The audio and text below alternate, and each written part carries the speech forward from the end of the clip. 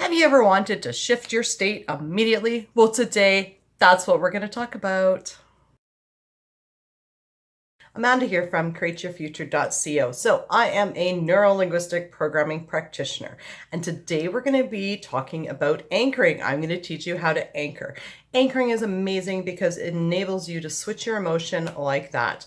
And being able to be in control of your emotions and your state really puts you in the best possible place to actually be successful. So before we dive into it, if you haven't already subscribed, hit the bell icon below because I do put out new videos every Sunday, Wednesday, and Friday.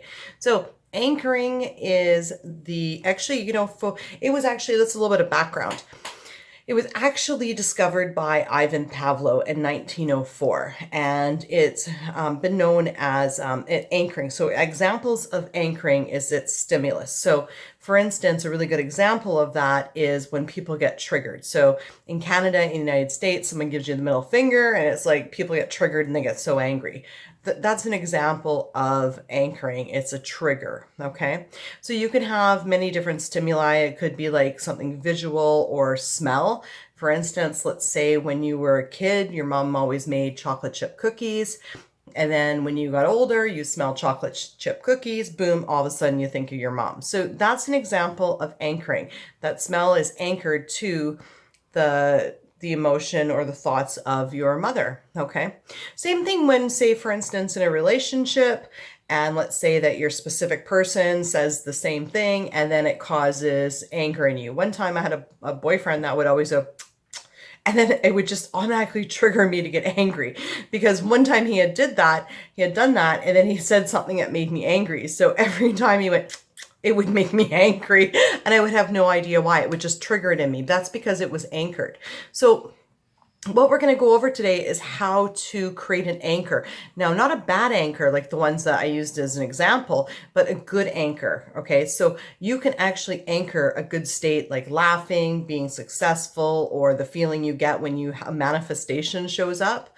Actually, I anchor that feeling that when a manifestation shows up, I anchor it to my ear so that way I can press my ear and that feeling that I get from when I manifest something comes back to me.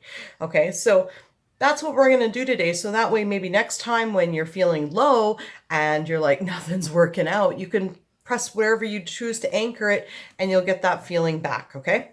So the first thing to understand about an anchor, the best way to create it is to actually be in the state. Okay.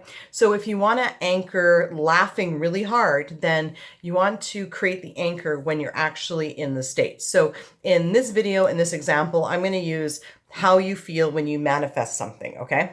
So when you manifest something really, really big, you know how you feel. So as soon as you get that email or whatever shows up that you manifested and you feel really, really good, you want to basically apply pressure and touch a part of your body that is not normally touched a lot. So that may be like your nose or your chin or the earlobe. Some people use the knuckles, okay?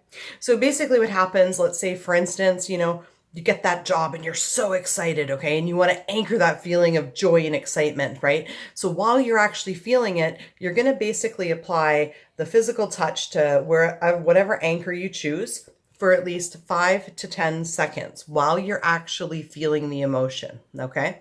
And then you let go and that's totally fine. So let's say, for instance, I manifest something and I'm like, oh my goodness, it's great. I really powerfully create. Oh, I'll press my earlobe for 5 to 10 seconds. And anchor that feeling there, okay? So then you let go of your earlobe, no problem, go about your life. And then whenever you feel like you need that little bit of a boost, go ahead and press your ear and those feelings are gonna come flooding back. Now, it works even better if you always, say for instance, you choose your earlobe and you choose to anchor the feeling of, manifesting something, that sort of joy and that burst of feeling good. You want to make sure that every time you feel it, you press it so it'll re-anchor there, okay? So now that is essentially my happy button, okay?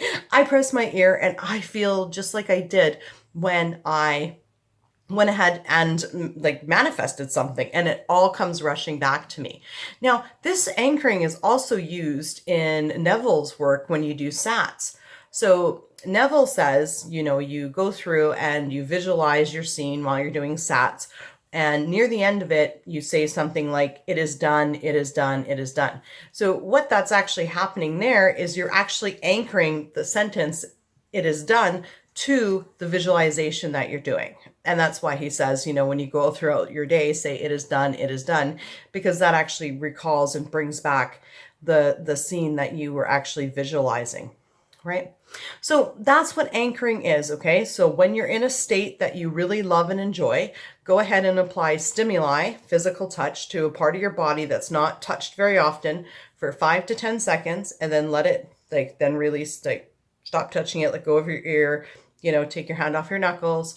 And then later on, when you want to recall that state, say you're, you know, you're having a rough day or you're upset, go ahead and press your little happy button, and it's going to come flooding all back to you. Okay? Yeah, so that's my video for today. If you would like help with creating anchors, I'm definitely available for video sessions. Definitely check down below. And thank you guys for liking, commenting, sharing, and subscribing. You guys are all absolutely amazing. And we'll see you guys in the next video. Bye-bye.